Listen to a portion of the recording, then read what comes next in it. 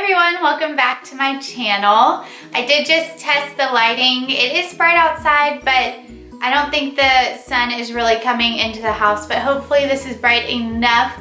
You have to know that all I'm working with is natural light here because this is not my full-time job, so I have not invested in ring lights and all that kind of fancy stuff that YouTubers use. But welcome back. Today I'm going to talk to you about my labor and delivery story. I have Miss Stella. It almost looks like she's looking at you. I have Stella. She did just finish eating, but hopefully she doesn't get fussy because she wants to nap. We'll see. If she does, we'll just pause and come back later. So I want to go ahead and get started. So a little backstory.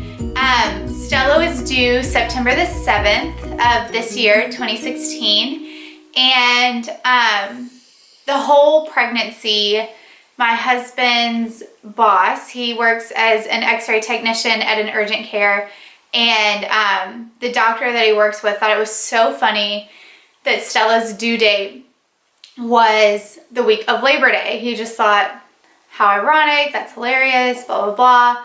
And I honestly didn't think anything of it.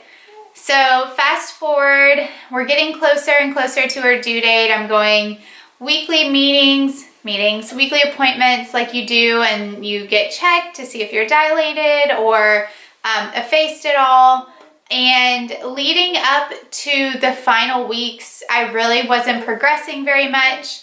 By my 39th week, I was still only about 2 centimeters dilated. And she was heading down. She was head down this whole time, but it just looked like she was going to stay in there past her due date. It looked like she was pretty comfy. And so Justin and I talked about scheduling an induction for her due date if she didn't come on her own before then, because we were ready to meet her, and I was getting more and more uncomfortable. Nothing horrible, to be honest. I probably could have waited, but I'm really impatient. And when there's a scheduled date in mind, I like to be on time. We'll just put it that way. Hey, baby. So that was kind of the plan. We went in for our, it was either our 38th or 39th week appointment, and they went ahead and scheduled an induction for the 7th because apparently it's really hard to get on the schedule, and my OB really didn't want me going past my due date either, just because I'm pretty small.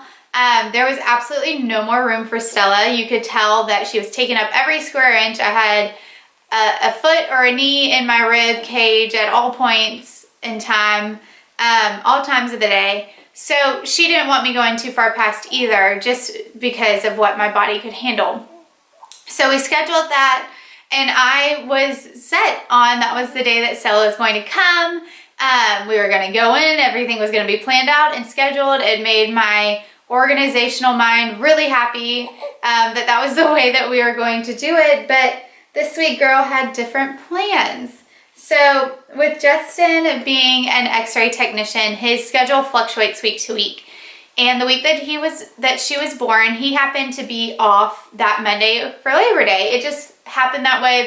The center was still open, but he didn't have to go into work that day. So prepping for Wednesday, that was the 7th, we ran to Target, and we were doing, last minute things to get ready for the baby, making sure we had diapers and wipes and all that good stuff. My OB had already told me that when we saw her a couple of weeks prior, that Stella was probably about 6.5 pounds.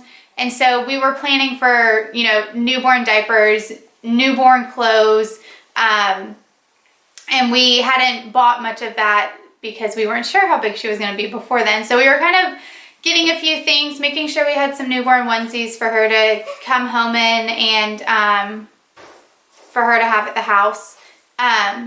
If you hear some banging around, Justin's outside working on the porch. So we were doing all of that, And while we were in Target, I started feeling contractions, and I had felt contractions before. They had been irregular, but I was like, oh, okay, I know that that's a contraction. I could tell that's a contraction. But while we were in Target, it was probably, 2 or so in the afternoon, and they were just feeling a little bit more regular, and nothing horrible, nothing that made me, have to stop and breathe or anything like that. Just enough to be like, okay, I notice you, I get it, you're here. But I still didn't think anything of it, because leading up to this point, I had contractions, and they had all been irregular. So I thought it was just, again, my body practicing. We had that date scheduled. I wasn't thinking anything of it. And so we just continued on with our day. What is it? So we just continued on with our day, and we got home, and I'm still feeling them, and I look at Justin, and I'm like, maybe it's gonna happen today. Maybe we're gonna go to the hospital. I'm not really sure. I wasn't in denial, but I wasn't ready to call it labor yet, I guess, because everything was super bearable at this point, and I was kind of keeping time. I had this really awesome app. Ladies, if you're pregnant, if I find the name of the app, I'll put it in the description box below. It was perfect, because you just pushed tap the screen when a contraction started, tapped it again when it went away, and it would kind of log it for you. So you could see how long the contraction was, how far apart they were, because, every OB is different, but they tell you, don't come in until they're 5 minutes apart, or something like that, whatever your OB says. So I really wanted to keep up with them to also see if they were irregular. So I was keeping up with them, and they were regular. I wasn't in a whole bunch of pain or anything, but they were regular. And so I was like, maybe it could happen tonight. I'm just gonna, clean up around the house really quick. So going on a whirlwind around the house, decluttering, vacuuming, and honestly, I didn't even finish doing that because it was kind of exhausting between feeling contractions and trying to clean up around the house. Justin decided to go to CrossFit at like 4:30 or 5:30 in the afternoon, and he was like, are you sure I can go? And I was like, yep, go, just come straight home, because normally he likes to hang out with the guys there and chat, and I was like, just go to class and come straight back, don't hang out just in case, we just don't know. So he got home after that, and while he was gone, I decided to go ahead and take a shower, dry my hair, flat iron my hair, get my skin washed, my face washed, because if it was time, I knew that I was not going to want to do that in the hospital. Just something about the comfort of home, and it was really nice getting a shower, having the contractions, just the warm water was nice. I know a lot of women take baths. I'm only a bath person when it's cold outside, and here in South Carolina in September, it is hot. So that didn't happen for me, but the shower was nice enough, and I continued, got a hiccup. I continued to get ready until he got home, and when he did, we reheated leftovers for dinner. We had gone to a Chinese fusion restaurant with my best friend the night before. I'll insert a picture if I can figure out how to do that, because it's my last picture of me pregnant, which is so fun, of the two of us right before we went out Sunday, and this was Monday. So we heated up leftovers for dinner, and we were working on a puzzle on the table. Super fun, married life. And we were just kind of hanging out, and they were getting stronger and stronger, and they got to the point where if I was sitting in the bar stool, I would grip the sides of it while it was happening, or I would stand up and start walking the island, and Justin would try to talk to me, and I'd be like, 1 minute, just let me get through this. So they were getting to a point where they were getting stronger, and still never very painful, just very noticeable, and very, they just made you stop and be like, yeah, okay, that's definitely a contraction, keep thinking through it, and then it was over. I was never like screaming in pain. But by like 8 o'clock at night, I went ahead and called the OB on call. And I just told her, you know, here's what's going on. Here's how far apart they are. Here's how long they're lasting. Is this labor? Should I come in? And after, you know, assessing me, she was like, yep, I think it's labor. Go ahead and come in. You know, take your time. Do whatever you need to do. But I would say you can go ahead and come in and we will triage you and see where you are and hopefully get you admitted. And I was like, oh my God, this is happening. I looked at Justin and I was like, we should go to the hospital. So we have Cooper. If you remember, Cooper's our dog. So we got his stuff together, got his food together, got a couple of toys. And we took him to my parents' house and we were like, okay, we're going to the hospital. And I think we arrived at the hospital around 9 p.m. and the whole trip there, it's only like a 10-minute car ride, but the whole time we were like, we joked about Labor Day, having a Labor Day baby, and here we are, I'm in labor on Labor Day. Like, seriously, just ironic. So we got to the hospital, and the great thing about it being Labor Day was no surgeries were scheduled, no C-sections, no surgeries on that floor, no scheduled anything, scheduled inductions. So I got there and I was the only woman in labor on the floor in the L&D department. So I had a lot of attention. It was kind of funny. Nurses just kept walking in the room throughout the night because they were like, hey, we have nothing else to do. We're just going to hang out. We're going to help out, see what we can do to help, which was nice. It kind of made me feel super special. So we got there and they hooked everything up, hooked, you know, the baby's heart rate monitor, my heart rate monitor, triaged me. It was cool to see baby's heartbeat on the screen, but also to see my contractions. It was nice for Justin because he could see when one was coming and fading and know when to talk to me and when to just let me breathe. But by the time I got there, I was 4 centimeters dilated already. So they went ahead and admitted me. And we went into our L&D room and I told them, you know, since I'm already 4 centimeters and it's, at this point it was probably like 10:30 at night, I was like, I'll go ahead and have y'all call out for the epidural because I know it takes like 45 minutes or so for them to get fluids in me and get all that ready. And I wanted to get some sleep because delivery is hard work and I hadn't slept at all that day. I had even thought about napping earlier in the day, but everything just kind of happened so quickly. If you think about it, I was in Target probably around like 2 in the afternoon and by 9 I was at the hospital. So we got back to the room, they're hooking me up with IVs and getting fluids in me, and the anesthesiologist came and gave me my epidural. And eventually the doctor came around and she broke my water. I didn't have my water break naturally, and she checked me, and by midnight, so 3 hours later from being admitted to the hospital, I was at 8 centimeters already. I doubled in that time. And y'all, an epidural, if that's something you're thinking about, I say go for it. By the time we were at the hospital, I'd really gotten to the point where I had to close my eyes and breathe through my contractions. And again, never painful. A contraction is something that's really hard to explain, but never painful, just uncomfortable. It really does feel just like a tightening in your lower abdomen. So anyways, an epidural made it feel like a little pitter-patter, you know, very light cramping. And I was able to really get some rest. So by about midnight is when she came in, broke my water, said I was 8 centimeters, and she said, I think we're gonna have this baby between 4 and 6.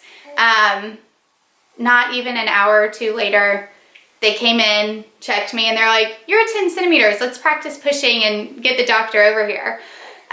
So the doctor came, suited up, and it was go time. I pushed for about 45 minutes, and she came out at 3:23 a.m. So my whole time in the hospital was only from, at least, you know, through labor, I was only laboring and delivering from 9 at night to 3 the next morning.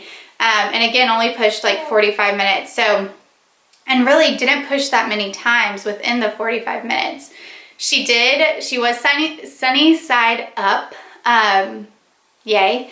So she got stuck, and she was born with a hematoma on this side of her head. It was a nice big lump because she was in the birth canal, her hair was peeking out, but because she was sunny side up, she kept getting stuck on my bones. But I was able to push her out. I did suffer from, hey, it's okay. I know you're sleepy. You're sleepy. I did have an episiotomy, and I tore through after that as well. But to be honest, y'all, okay. I know. To be honest, the recovery was not as bad as I thought it was going to be. The whole time leading up to birth, I was not worried about the delivery itself. I was worried about the downtime afterwards and how I was going to be feeling. And especially after hearing that I had 4th degree tears, I was like, great. You know, this next few months are going to be the worst ones yet. It's going to be terrible. And y'all, it was great. Listen to your nurses. Do what they tell you to do for recovery. Stay on top of your pain. If you are a medicine taker, take the Percocet, take, the Motrin, whatever they give you for pain. Stay on top of it. There's no need to be stronger and tough it out unless you really want to. Whatever. To each woman her own. But for me, I wanted to stay on top of the pain because I wanted to be able to be there for Stella and take care of her and enjoy my time with her. I didn't want to be thinking about the pain that I was in. But really, it was not bad. It was not bad. The recovery was not bad. Listen to your nurses, like I said. Keep doing it at home. By 6 weeks, I was approved to be, back to normal, just like any other woman, despite my tears being the worst that you could have. And I feel great now. She's 9 weeks old as of 2 days ago. And I honestly felt back to normal within 2 weeks, I would say. Even by the end of week 1, I was feeling so much better. And I really think it's because I stuck with what they told me to do. I know a lot of women make like padsicles and stuff that you can find on Pinterest. I just used what they gave me and then restocked myself at home. And if you want, I can explain in detail in the comments below or something. But yeah, hey. I feel like I had a really great delivery. Besides the episiotomy and tearing, I feel like it was just any other day, and I got to come home with the most beautiful present, and it was perfect. Of course, when she came out, I have to tell you this, we had skin to skin, which is wonderful. If that's something that your hospital offers, I would totally say to take, sorry baby, I would totally say to take them up on it. So she came out and they immediately placed her on my chest. I was doubled up in robes because the epidural made me very shaky and kind of chilly. Also, just so you know, when I started pushing, or when it came time to push, I had the most horrible nausea. I thought with every push, I was just going to turn to the side and vomit. Apparently that's hormones coursing through your body and trying to get baby out. So don't be alarmed if that happens to you. They did give me something for the nausea, but I have to say it didn't help. However, as soon as she was out, it was gone. So, but that's something I didn't expect. And as somebody who is pregnant, I wanted to know everything to expect, even if it didn't happen to me. So anyways, hey, it's okay. It's okay. Goodness, that face. They placed her on my chest and she immediately pooped. Immediately. All that lovely meconium, that tarry stuff. don't like me telling this story. I know.